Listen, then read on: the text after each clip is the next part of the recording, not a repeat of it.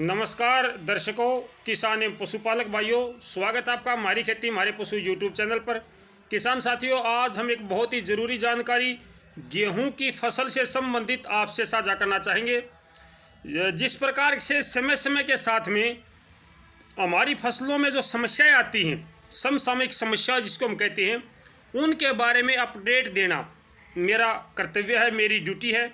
जो मेरे किसान भाई मेरे साथ जुड़े हैं उनको किसी प्रकार की कोई समस्या ना हो, इसलिए समय से पूर्व आने वाली समस्याओं को मैं अपने किसान भाइयों से साझा करता हूं, उनसे अवगत करवाता हूं, ताकि मेरे किसान भाइयों को ऐसी समस्या का सामना ना करना पड़े।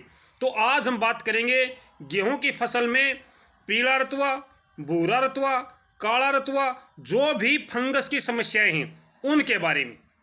मेरे किसान साथियों, आपको भी पता है कि इस समय जो गेहूं है वो हमारा लगभग अभी पकने की तरफ बढ़ने लगा है, और अभी तक जो तापमान था वो काफ़ी नीचे था।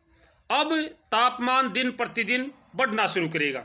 जैसे जैसे तापमान में वृद्धि होगी वैसे वैसे हमारी गेहूं की फसल में कुछ बीमारियां, मौसमी बीमारियां, मैं इनको मौसमी बीमारियां कहूँगा, मौसमी बीमारियां हमारी गेहूं की फसल पर आक्रमण करती हैं।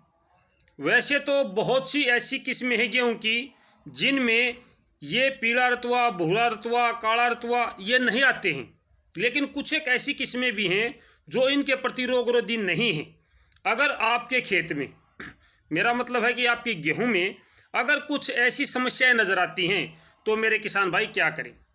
सबसे पहली बात यह है, पहले तो मैं इसके लक्षण बताना चाहूँगा, उसके बाद में हम बात करेंगे इसकी दवाई के बारे में। तो पहले करते हैं पीला या धारीदार रतुआ। पत्तों पर पीले रंग के छोटे छोटे धब्बे कतारों में मिलते हैं, यानी कि पत्तों में शुरुआत में ये छोटे छोटे धब्बे होते हैं, और जो लाइनों के बल होते हैं पत्तों में, यहाँ पे छोटे छोटे पीले पीले धब्बे पड़ने शुरू हो जाते हैं। बाद में ये फैलकर पूरे पत्ते को भी कंट्रोल में कर लेते हैं, पूरा पत्ता पीला हो जाता है। उसके बाद ये डंठल पर भी प्रभाव डालते हैं, डंठल भी आपका पीला हो जाता है। हाथ से लगाने पर इसके ऊपर से हल्दी के आकार का कुछ पीला पीला पदार्थ हमें अपने हाथों पे मिलता है, ये पीला रतुआ बोलते हैं इसको। इससे आगे की अगर मैं बात करूं तो भूरा या पत्तों का रतुआ, नारंगी रंग के गोल धब्बे फफोले से बन जाते हैं इसे बेतरतीब रूप से, यानी कोई तरतीब नहीं उनकी, वो कहीं पर भी बन जाते हैं, जो बाद में काले पड़ जाते हैं, जिसको हमारे किसान भाई काला रतुआ बोलते हैं। बाद में ये काले पड़ जाते हैं और इसका हमारी फसलों पर बहुत ज़्यादा इफेक्ट पड़ता, प्रभाव पड़ता उत्पादन पर। तो इसको दूसरा है जो काला रतुआ, काला या तने का रतुआ, लाल या भूरे रंग के धब्बे, लंबे धब्बे तनों व पत्तियों के डंठलों पर पाए जाते हैं, यानी लाल या भूरा रंग के जो धब्बे हैं वो पत्तों पर और डंठल पर, पौधे पर पाए जाते हैं। तो इस प्रकार के ये इसके लक्षण होते हैं, जो पीला रतुआ है, काला रतुआ है, भूरा रतुआ है, इनके बारे में। इसके लिए किसान भाई क्या करें? इसके लिए मेरे किसान भाई, जो हमारी एग्रीकल्चर यूनिवर्सिटी की सिफारिश है वो ये है कि प्रति एकड़ 800 ग्राम जिनेब, यानी कि डाइथेन Z78 या जिसको बोलते हैं मैनकोजेब, डाइथेन M45, इनमें से कोई सी भी एक दवाई, डाइथेन M45 हो या डाइथेन Z78 हो, 800 ग्राम दवाई और 250 लीटर पानी, 800 ग्राम दवाई 250 लीटर पानी, इसमें आपने अपने 1 एकड़ में इसका स्प्रे करना है, जिससे कि आपकी ये समस्या खत्म हो उसकी। अगर आपके खेत में ज़्यादा समस्या है तो आप 10 से 15 दिन के बाद में दूसरा स्प्रे भी लगा सकते हो, और उसके 10 से 15 दिन के बाद में तीसरा स्प्रे भी कर सकते हो।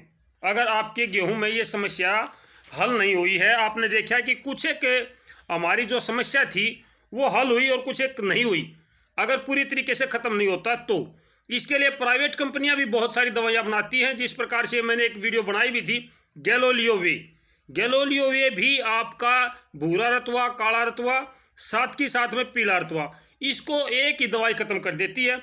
उसकी मात्रा 400 ml है प्रति एकड़ के हिसाब से, वो थोड़ी सी महंगी दवाई है, वो प्राइवेट दवाई है, लेकिन ये जो दवाई है ये सस्ती दवाई है। डाइथेन M45 जो मैंने बताई है, या डाइथेन M78, 800 ग्राम दवाई ये है, ये दोनों दवाई 800 ग्राम लेनी है, यानी कि इनमें से एक दवाई 800 ग्राम 250 लीटर पानी में आपने स्प्रे करना है। अगर आप गैलोलियोवे का स्प्रे करना चाहते हो तो 400 ml दवाई, वो लिक्विड में आती है सफ़ेद कलर की, 400 ml दवाई है, 200 लीटर पानी, ये उसकी मात्रा है। उसका मार्केट में रेट मेरे ख्याल 800 या 900 रुपये के आसपास में पड़ेगा आपको 1 एकड़ का। और ये दवाई दूसरी दवाई है, ये आपको 200 या 300 में पड़ेंगी। वो एक स्प्रे लगाना है, ये आपने 2 या 3 लगानी पड़ सकती है। ये आपने सुनिश्चित करना है कि आप कौन सी दवाई का प्रयोग करना चाहते हो। इसके बारे में मैं अपने किसान भाइयों को फोर्स नहीं करना चाहता कि आप इस कंपनी की दवाई लो, मेरा किसी कंपनी से कोई वास्ता नहीं है। केवल और केवल मेरे किसान भाइयों का मार्गदर्शन करना मेरा उद्देश्य है, मेरा कर्तव्य है। मैं किसी कंपनी से बंधा हुआ इंसान नहीं हूँ, अपने किसान भाइयों के हितों के लिए खड़ा हुआ इंसान हूँ। तो किसान साथियों, जिस भी भाई को अभी आप अपने खेतों को लगातार देखते रहें, कुछ किस्में ऐसी हैं जो रोगरोधी हैं और कुछ किस्में ऐसी हैं जो रोगरोधी नहीं हैं। जो रोगरोधी नहीं है, निश्चित तौर पर उन फसलों में जैसे ही तापमान बढ़ेगा, आपकी गेहूं की फसल पर ये जो रत्वे हैं, पीला काला भूरा जो भी रत्वे हैं, इनका प्रकोप आ सकता है। तो अपनी फसलों को देखते रहें, सुबह शाम दिन में देखें। अगर आपको प्रकोप नजर आता है या इसके लक्षण दिखाई देते हैं तो तुरंत दवाई ला करके अपने खेत में छिड़काव कर दें। तो ये थी मेरे किसान भाइयों, दर्शक भाइयों, आपके लिए गेहूं से संबंधित जानकारी। अगर आपको जानकारी अच्छी लगे तो वीडियो को शेयर जरूर करें, लाइक करें।